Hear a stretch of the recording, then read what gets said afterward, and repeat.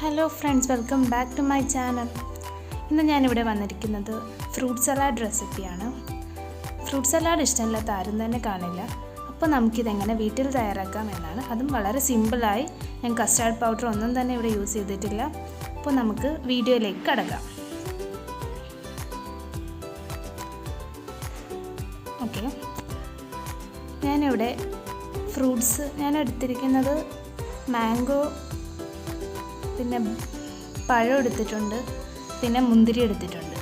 നിങ്ങളുടെ കയ്യിൽ ഏത് ഫ്രൂട്ട്സാണോ അവൈലബിൾ ആയിട്ടുള്ളത് അത് നിങ്ങൾക്ക് എടുക്കാം. ആപ്പിൾ എടുക്കാം, പൈനാപ്പിൾ, ഡ്രൈ ഫ്രൂട്ട്സ് എടുക്കാം. ഇതിൽ കുറച്ച് പഞ്ചസാര ഇട്ടിട്ട് മിക്സ് ചെയ്ത് ഫ്രിഡ്ജ് വയ്ക്കാം. ഇതിന് ശേഷം കുറച്ച് പാലെടുത്തിട്ട് അതിലേക്ക് ഞാൻ കോൺഫ്ലോറാണ് ഇടുന്നത്. 2 ടേബിൾ സ്പൂൺ കോൺഫ്ലോർ ഇട്ട് കൊടുക്കാം. പകരം നിങ്ങൾക്ക് വേണമെങ്കിൽ ഗോതമ്പ് പൊടിയും യൂസ് ചെയ്യാം. ശരിക്കും റെസിപ്പിയിൽ കസ്റ്റാർഡ് പൗഡറാണ് യൂസ് ചെയ്യുന്നത്. അതേ ടേസ്റ്റിൽ തന്നെ നമുക്ക് കോൺഫ്ലോർ വെച്ചായാലും അല്ലെങ്കിൽ ഗോതമ്പ് പൊടി വെച്ചായാലും ചെയ്തെടുക്കാവുന്നതേ ഉള്ളൂ. ഇത് നന്നായി മിക്സ് ചെയ്യണം, കട്ട പിടിക്കാതെ നന്നായി മിക്സ് ചെയ്തെടുക്കണം.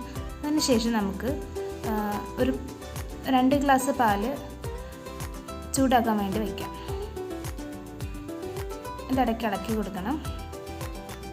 ഇതിലേക്ക് നമ്മൾ ആവശ്യത്തിന് പഞ്ചസാര ഇട്ട് കൊടുക്കുക. ഞാനിവിടെ ഒരു 3 ടേബിൾ സ്പൂൺ പഞ്ചസാരയാണ് ആഡ് ചെയ്യുന്നത്.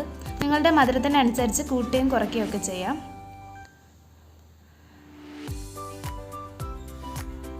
നന്നായി മിക്സ് ചെയ്ത് കൊടുക്കണം.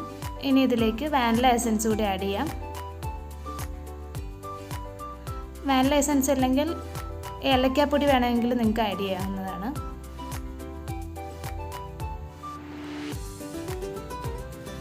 നന്നായി മിക്സ് ചെയ്ത് കൊടുക്കാം. ഇനി നമ്മുടെ മിക്സ് ചെയ്ത് വെച്ചേക്കുന്ന കോൺഫ്ലോർ ഇതിലേക്ക് ആഡ് ചെയ്ത് കൊടുക്കാം.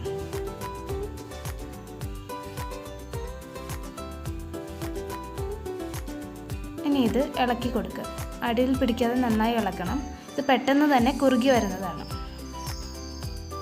അപ്പോൾ കുറുകി വന്നിട്ടുണ്ട്. ഇനി നമുക്ക് ഗ്യാസ് ഓഫ് ചെയ്യാം.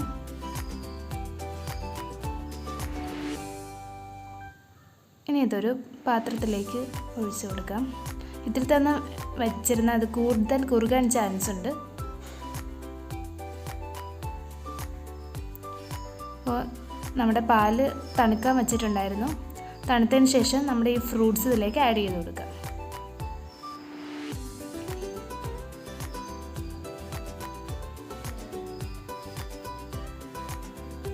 ജസ്റ്റ് ഒന്ന് മിക്സ് ചെയ്ത് കൊടുക്കുക. ഫ്രൂട്ട്സ് ഒന്നും പൊടിയാതെ മിക്സ് ചെയ്യണം. അപ്പോൾ നമ്മുടെ ഫ്രൂട്ട് സലാഡ് ഇവിടെ റെഡി ആയിട്ടുണ്ട്. ഒരു സിമ്പിൾ റെസിപ്പിയാണ്, എല്ലാവരും ട്രൈ ചെയ്യണം. നിങ്ങൾക്ക് എല്ലാവർക്കും എൻ്റെ ഈ വീഡിയോ ഇഷ്ടപ്പെട്ടിട്ടുണ്ടെങ്കിൽ തീർച്ചയായും ലൈക്ക് ചെയ്യണം, ഷെയർ ചെയ്യണം, സബ്സ്ക്രൈബ് ചെയ്യണം. തൊട്ടടുത്ത് തന്നെ ഒരു ബെല്ലൈക്കൺ വരും, അതും കൂടി ഒന്ന് എനേബിൾ ചെയ്യാം.